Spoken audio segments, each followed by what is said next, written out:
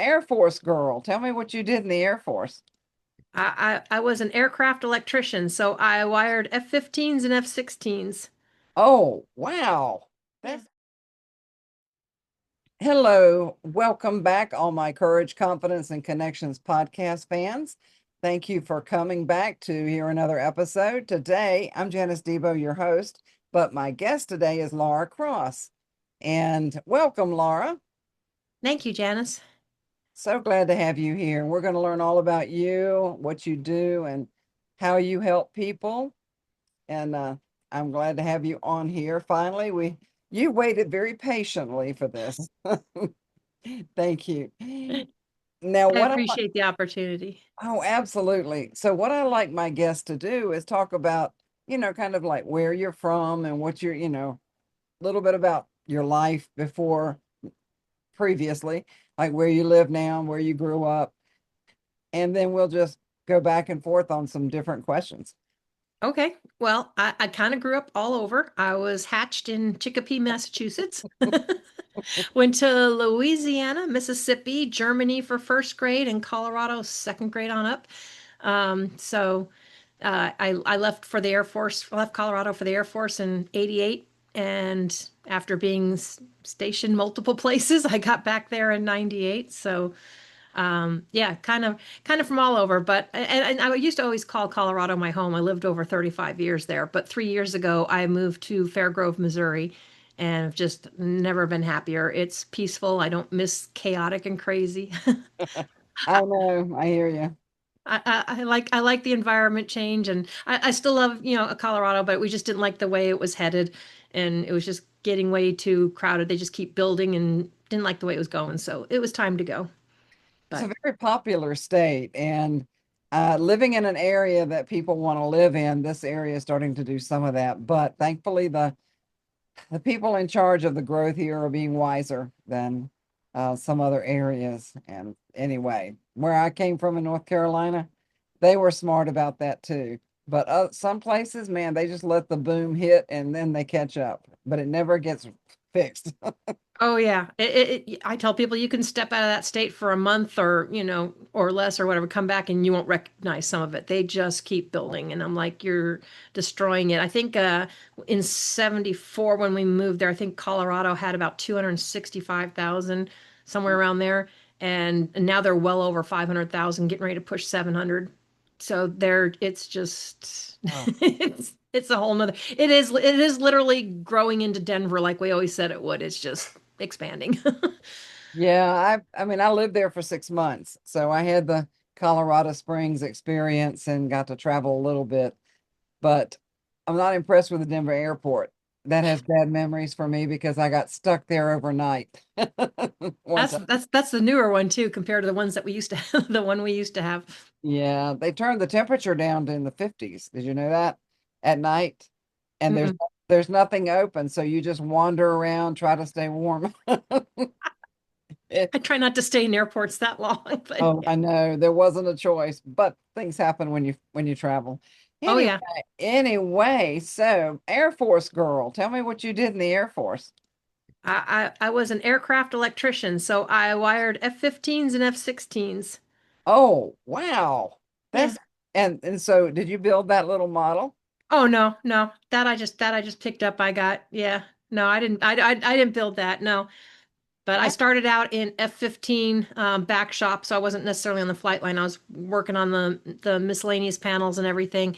When they sent me to Iceland, because Iceland was my first duty station, so I was in Keflavik, Iceland, and then I went from there to Arizona. So you want to talk about extreme temperature changes? But I went from F-15 back shop to F-16 flight line, wow. and actually that's when I met my husband. Was when I wound up at Luke Air Force Base, and then Desert Storm calmed down and my career field was over 100% man, so I was offered an early out, so I separated. Wow, that is phenomenal. I have to ask, what was your background that put you into wiring aircraft? I mean, that, or, even getting in the Air Force. So let's talk about that because, the topic here is courage, confidence, and connections. And I have a feeling there's a story there. Well, there is, because that was not my highest score. When you go into the military, they have the test. It's called ASVAB, Do not ask me what all those initials stand for because I don't remember anymore. But it's called the ASVAB, and you take this test. And I was actually 92 in applications, which is more like secretarial business kind of stuff. Mhm. The mechanics came up to 74. I had a score of 74 in mechanics. And they decided I was going to be an electrician, and that was the job they offered me, was an aircraft electrician starting. At that time, they had what was called the delayed enlistment program. Mm. So I actually had to wait 11 months to go in. So while I was waiting, I figured since I'm going to be in electronics, I might as well pick up electronics. I was going to Pikes Peak Community College at the time. So Okay. I started one semester of business. They talked about widgets, and I thought, okay, whatever, this is not for me. So I went back to, I liked writing computer programs. So I was working on my degree for computer information systems, and I was writing programs. And then they came this, I thought, well, might as well pick up a semester of electronics. So I picked up a semester of electronics before I went in. So I had 2.5 years of college, but I had no degree because I kept changing topics. So, but yeah, Oh, and the rest they teach you and you learn. So yeah, I was wiring landing gear and everything else, like working oh. on the fire loops that are inside the engines. Oh, did you ever get to fly in one? No, I did let that they did offer them for our spouses, so I did get my husband a taxi ride, Oh, in one which was down there, so he got to try out the simulator, and I got to do the simulator too. oh. Not for me. When that stuff started spinning, I'm like, whoo, yeah, no. But I did get to fly in the helicopter when I was in Iceland. So, because I wired helicopters too for a little bit, and when I was in Iceland, and so that one I did get a ride in, and I thought that was great. You had the gun, you got to shoot the gun out over the water, and they'd show you all the little exercises things. So that was a lot of fun. I guess a lot of people get sick on helicopters because it can go in any direction, but I never got sick. I didn't have any problem. I thought it was pretty cool myself. Yeah, I just think there's something fascinating about helicopters for some reason. They just, yeah, I thought if I had to have a wish, I wouldn't want to be on a fighter jet because, like you said, whoo, no, thank you. And I like roller coasters, at least I did many years ago, but I don't think I want to get in a fighter jet, but a helicopter, yeah, that would be fun. I Um, still love roller coasters myself. I still go on yeah. those. I haven't been in years, but I've never been afraid of getting in the big ones and going upside down and all that stuff. That's never bothered me, but I don't know. The biggest ones are probably at Disney or somewhere like that, and I haven't been there. Have you?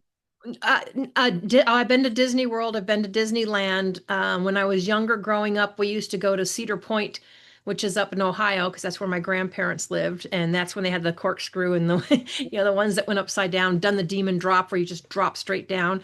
But 2 years ago, we finally got down to Silver Dollar City here in Branson, and they Oh, have like 5 or 6 different roller coasters inside that same park. So.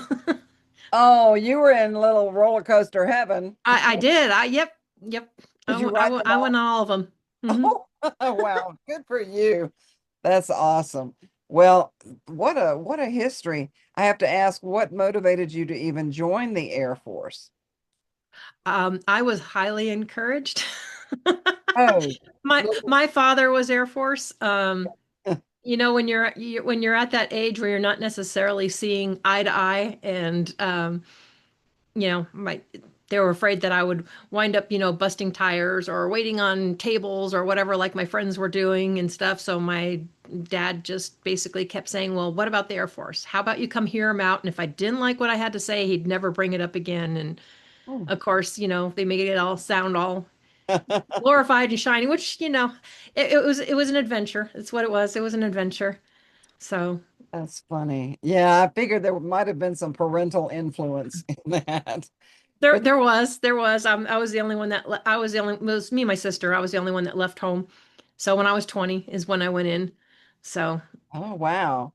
Yeah, I there weren't any military brats. I was a preacher's kid, so I was a preacher's brat.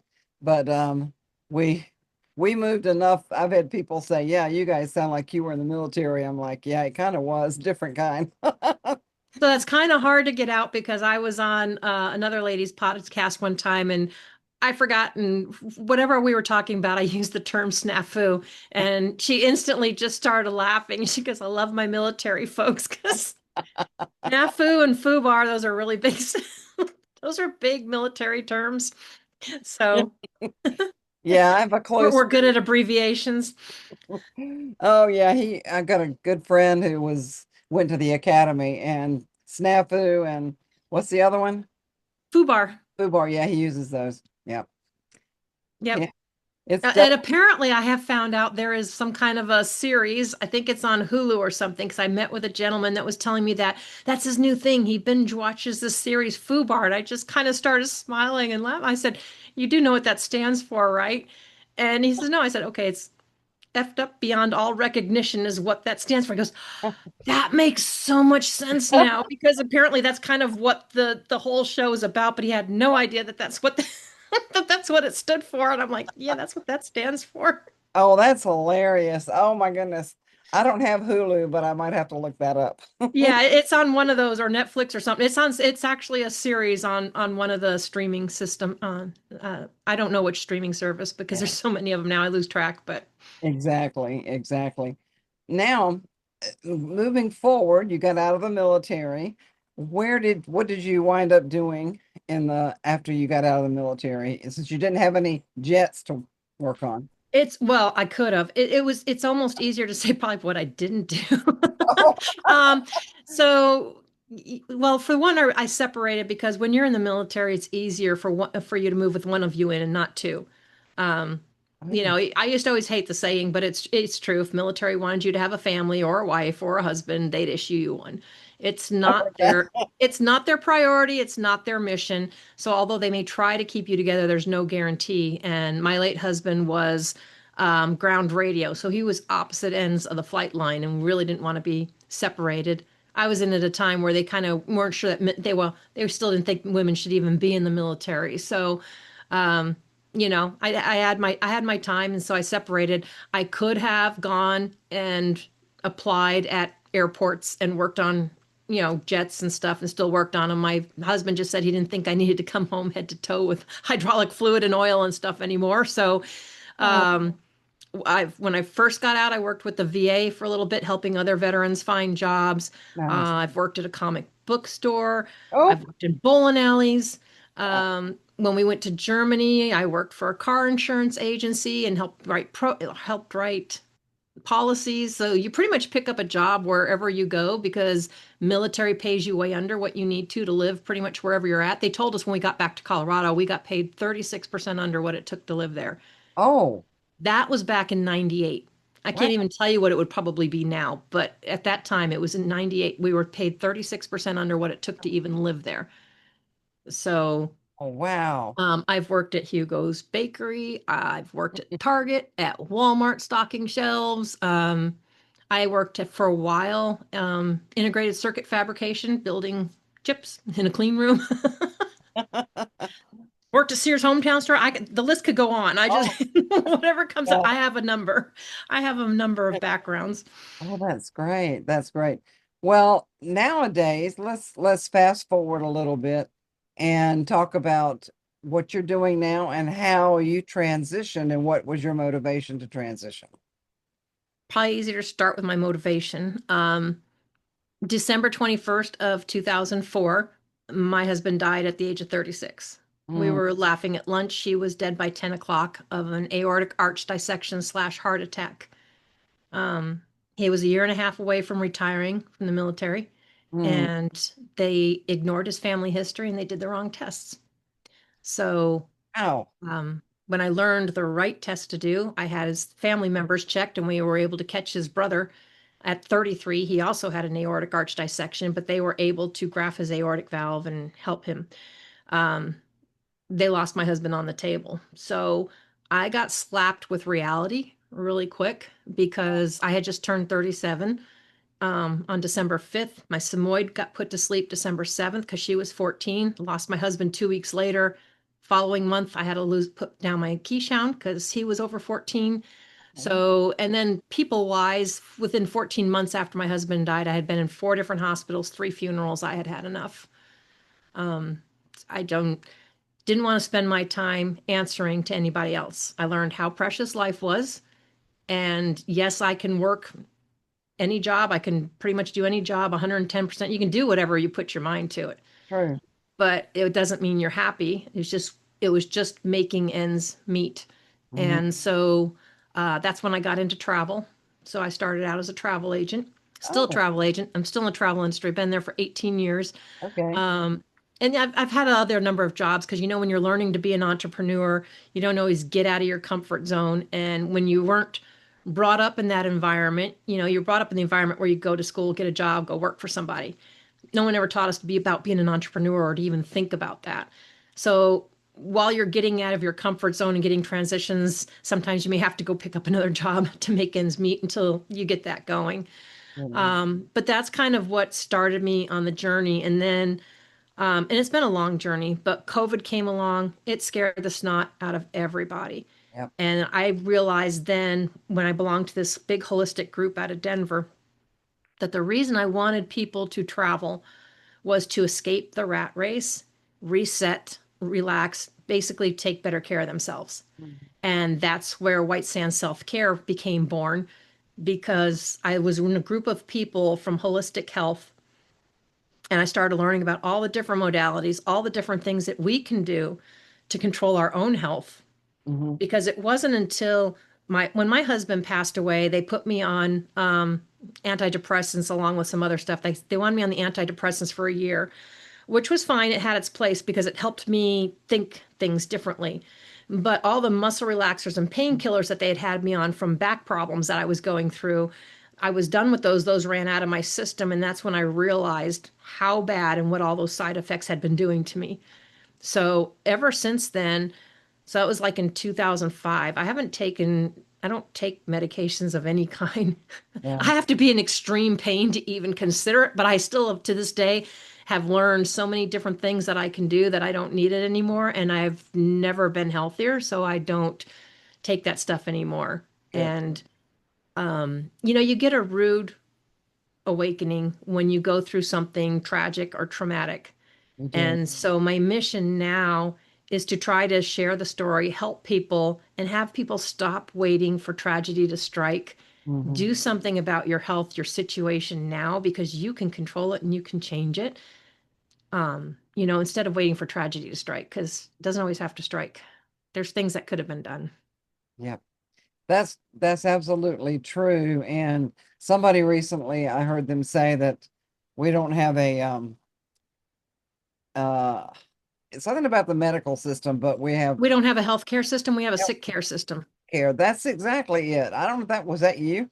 Probably. I know a number of people that feel the same way, but that's, and it's not saying it doesn't have its place. But, there's our extreme situations when you need to, but there are things that have been around for thousands of years before this stuff existed that people took care of it, but yet we've buried that.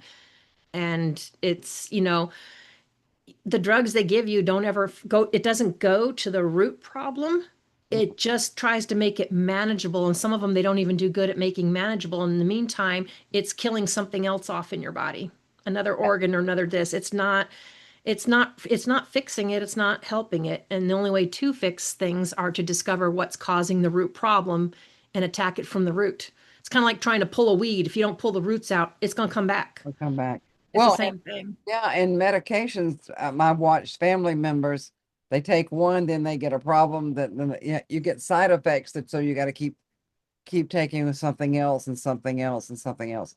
I've seen people on so many different medications and I tried to say no, and but no one looks at them to see what is counteracting or what may be causing this. It's mhm, just if this one caused something in another area, they send you that doctor, they send you another drug. They don't look at the fact that the drug that you're on could have caused this in the first place, yeah, and so they just keep throwing more at you. they do. Now let's talk about self-care because you're on that mission and then I want to get into some of the details of Mhm. your services. But self-care, that is a big topic these days, and there's so many ways to take care of yourself. Tell me, tell me how you recommend people do that. If it comes down to what is right for you, what's right for me may not necessarily be right for you, but it's something that brings you joy, lights you up, or makes you feel relaxed, helps you to escape whatever it is. If you're stuck doing everything the same time, if it's working on cars, go out and go work on a car. Doesn't have to mean that you're just sitting here and quiet. Doesn't mean, for some of us, for me, is I love walking around the property, watching the critters, the birds, or sitting doing my cross stitch. It's just letting go and stepping away from your everyday routine. I mean, if Mhm. you think about it, when you go on vacation, you're not worried about making the bed and doing all this other stuff because you don't have to because it's not there. But yet, when we're home, and some people say, "Oh, no, I take time off, but I'm at home." Yes, but what are you doing? I mean, if you're filling it up through things where you're still going, and you're not relaxing and you're recharging, if it's something you enjoy, that's one thing. But if you're just throwing yourself into a different kind of work, not to say things don't need to get done, but there's a balance. You have to do that because if you're anything like I used to be, and I still love to help people, but I've always been a heartfelt and caregiver type person, and I've always put everybody else before me, Mhm. and that doesn't work. For one, you burn out if you cannot fill up you and your energy inside. You really don't have much to give the other people that you're trying to help, I and there's a know. lot that comes into a lot that comes into play there. And you can't run around and fix everybody. All you can do is, if they ask, and it's if they ask, let them know what it's possible or what they can do. Up to them to do what they want with the information. You Right. cannot change people. The only person you can change is you. That's yeah, absolutely. It's and because my mother was in hospice, I'm familiar with the whole situation, and that when people go into hospice, it's there to help relieve the caregivers because that is one segment of our population that needs a lot of self-care because they're pouring into others. And the people that do that, they need a respite, they need a break, they need to get away. So I know what you're saying. Yeah. And everybody does. I mean, if people really truly, either if they truly love what they do, sometimes it's not, necessarily like work because you really enjoy doing it. Doesn't Mhm. mean you don't necessarily still need a break, but it could be any profession. If you are just working, working, working because you're trying to make ends meet Mhm. or because you're trying to provide for your family, if you're not there for your family and you're not present with them, you could wind up losing your family even though you're working really hard. So if you don't find time to do self-care and reset, it's going to cause problems. Absolutely, it does completely. And a lot of us have paid the price of burnout. I know that I have. And it's not pretty when you hit that wall, it's not pretty. It's not, and it's hard to get started again. Yeah, you lose your motivation, you lose your passion, and you have to go back for a big time reset. So let's talk about how you help people with not just advising self-care, but you actually have things that you can help people with. Let's talk about that because you got your fingers in a lot of pies, and I know that's a fact. I do. I have multiple businesses, but I tell people I'm in alignment with all of them and it's all aligned. It's all about holistic health. I mean, everything that I do is about providing education, resources, connection, and collaboration, right? Mhm. Holistically, judgment-free spaces. We are all entitled to our own perception, our own perspectives of things. Yeah. Don't have to be nasty about it. If you don't like someone's perception or perspective, turn it off, walk away. You don't have to be in that area. One of the main tools that I really love that I was introduced to a year ago is the AO voice scan. And I love it because everything in this world is frequency, vibration, and energy. Hmm. Not something you hear about a lot in school, but it is there. And it comes into play with your emotions, the colors, everything. I'm always in blues. Of course, I love my dolphins. So I'm always in blues of some force, not just because Air Force. I love water and I love dolphins. So some people know their colors, some people don't. And like I'll tell people, there's reasons restaurants are painted a certain color and spas are painted a different color. Spas want you to relax Hmm. and then the restaurants want you to eat and drink more. So but the thing is every time we speak, you are literally has thousands of vibrations coming out of you. The AO voice scan with 10 seconds of your voice can take your voice and it can find your 3 highest and your 1 lowest, and it'll create audio files to help bring you back into balance. It's if you're into cars like I am, it's like a check engine light for your car, but it's for your body. You know, it will light you up head to toe. I can tell people what foods are causing them inflammation, what foods are causing dysfunction. Do they have more lousy cholesterol than good cholesterol? It all lights up in this and shows. And I know it is hard to believe, but it is 98% more accurate than blood work. And I'm not sticking you with a needle. You're not getting dyes shoved in you. It is your voice. It can be done over Zoom. And like I told people, I said, I try to get rid of all toxins. I want to help people get all the toxins out of their bodies and their homes. And I'm not 100%, but I have a lot more percentage of toxins gone. So I did the Hannah hair color, which is natural. I wanted a lighter color. It wouldn't take. Okay. I went back to L'Oreal. It's got toxins in it. I know that, but had to color the hair. Got to look somewhat decent for TV. So, so I colored the hair, went to do the eyebrows. I got a little bit of it in my eye. I scanned myself the next morning. Boom, hair toxins, damage to the right eye. From Oh, my voice, it knew exactly what I had done. yeah, that It is just that it is that accurate. and I can attest to that since I've done the voice scan one time and probably will do more. I am fascinated by it. Now I listen to those tones 2 to 3 times a day. Definitely when I first sit down in the morning and when I go to bed at night, and incorporating it for the third time midday if I can. I will say this, I'm just totally amazed. It was so accurate. The color thing, I don't necessarily understand a lot of that yet, but I can tell you, I understand frequency and tones. It blew me away. And all these pictures of your organs and stuff, like, wow, wow, Yeah, I wow. love showing people you can click on that. Look, it's a 3D image. You can see it makes the part that it's showing light and everything else is faded, so you can tell exactly what part it's looking at. And yeah. And no, we're not asking you to pull your pants down. It can, if you got an issue, it'll show you in a diagram. I know it is the most fascinating thing I've ever seen. I Matter of fact, when I had it done, I was speaking with a doctor and he's been on the podcast. So you can go back and look at Dr. Grant's podcast, which was really like 2 or 3 podcasts before this one. Yep. And in doing so, he he was talking about he asked me, well, how long has it been since you've been to a doctor? And I'm like, I couldn't tell you, I don't go. And he said, you're supposed to go every year. And I just laugh. I'm like, well, you can suppose me all you want, that's not happening. And and then he goes, that's okay. You're seeing one now. And then he described all the tests I would have had to have done and this and that and the other. And I'm like, oh my gosh, this is unbelievable. So I can attest to the IO voice scan being accurate and Hmm. fun. I was a little scared that before I started going through it with him, I was like, oh no, what if we find something and there's something wrong? But he Did goes, it pull up anxiety for you or anxious? a little bit. No, I don't think so. I Because don't. when people are really worried about it, if they're very anxious about it, then normally the anxiety will show up on there also. I'll have to go back and look. I haven't Yeah. digested all of it yet. It's so much. It's a lot of information. And I always tell people don't get in the weeds. It is a snapshot of this moment in time because Hmm. your blood is constantly racing, things are constantly changing, but it has to do with your moods, your emotions, and that's where the colors come in.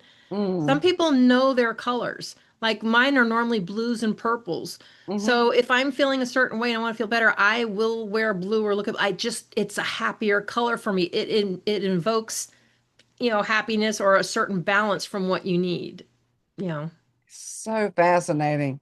And so I keep going back to it, but I love the 3 minute tones and the four, and I just can't say enough good things about this. And I hope people that listen to this will reach out to you to have that done. It'll save you a lot of money, folks. Let me tell you, it'll save you a ton from going to a bunch of doctors and help you heal your body. And she also is associated with another company, and I don't think you're supposed to say it because of the Mm-mm. company. Is it No. okay? No, but no, we don't. But no, I'm associated with a number of companies, but when I do the scan, there is one in particular that I do recommend the supplements for just because of the way they are. process, they break down where they're supposed to. They have a 95 to 98% absorbency compared to things that you normally get. But it has a whole lot more, and it's great for getting rid of toxins in in your body or your home. Oh, absolutely. I'm familiar with the company, so we'll just let Yeah. that stay there. But when people reach out to you, you can tell them all you want and introduce them. So there are ways to heal your body and your life. Just learning this stuff about yourself just blew me away. I did find out because I do so much brain training. When we were going through the brain part of it, Uh-huh. he said, "You have got some kind of healthy brain." I'm like, I should. I do brain training all the time and meditation. I'm constantly tuning into frequencies to heal and that type of thing. And so it confirmed that what I'm doing is working. Mhm. And people that we give the tips, lifestyle changes tips, because it's more than just supplements and stuff. People have to understand when we're looking at a body and somebody's health, it's everything. It Hmm. can be from your environment to your lifestyle to your food choices and supplements. It's everything working together. You can't just throw a bunch of supplements and fix things if you're going to still eat really cruddy things or or do horrible things. Everything has to work, together. There's no magic pill anywhere to make everything, all better. Yeah, I know. I got rid of junk food a long time ago, and I have the occasional. I mean, but it's all in balance. Oh yeah. Like told him, the doctor, I was like, but I've got to have pancakes every now and then, just not every day. Yeah, But well, yeah, the company just came out with their gluten-free, vegan-free. It does not spike glucose. They have pancakes, muffins, and brownies, and they taste amazing. okay, okay, I'm placing an order on that. So Okay, yeah, you'll have to go back on there. yeah. It's your own health store to shop from. Well, it really is, and Yeah. because of the recommendations that you made, I have gotten on some of those supplements that I was familiar with, but never took. But that's great. So before we wrap this up, which we could probably talk a long time, but I like to keep it either side of 30 minutes for folks. And let's talk about how can people reach you? We'll have all your information at the end of the podcast, but if you want to give a little verbal shout out or any final words of encouragement, that type of thing. Yeah, so like I said, everything I do is about creating judgment-free holistic communities. And how I even started my Mindful Mondays with Laura Cross TV show, which I had you on, Mhm. and you can always go back and see her episode. I started that because I had the White Sands Self-Care community on Facebook. So I encourage people to join that, and tell people who you are, what you have to offer. And it's not about hitting people up about money, but letting them know what you do, let them connect with you. If you have retreats, you have workshops, whatever you have coming up, share it because it's about resources, right? And connecting people. So whether it's LinkedIn, Facebook, you can go to Laura Cross White Sands, pretty much anything, and find me. You can also go to YouTube. I have previous other interviews when I used to do interviews before I did the TV show on White Sands Self Care. So it's at White Sands Self Care on YouTube. But if you want to see really fascinating people like Janice and others share their story and their journeys and how they're making a difference, then it's on e360tv.com or go to YouTube and then just do at Mindful Mondays with Laura Cross and you will find all the episodes up there.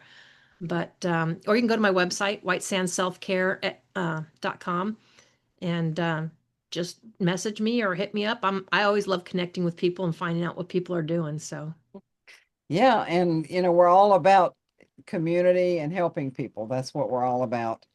And all of your links and everything so people can reach you will be at the end of the broadcast.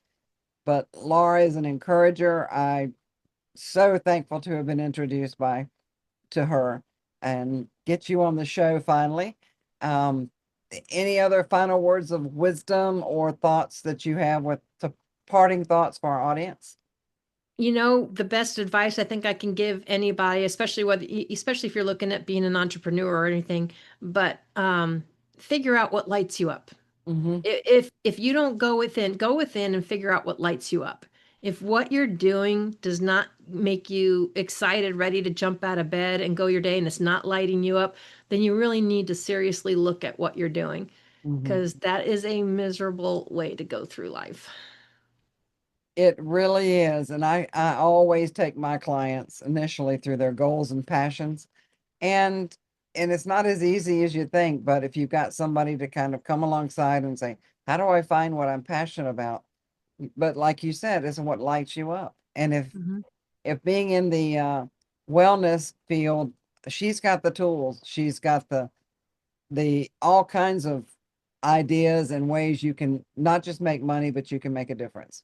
Yeah, and people can tell. Normally people tell that, oh, you can tell because you just light up. When someone like lights up when they're talking, then you know they're happy doing what they're doing. Otherwise, it's just, okay, I'm just doing this because it's gonna make my ends meet. There's a difference, and But people pick up on that. They will pick up on that vibration and that energy.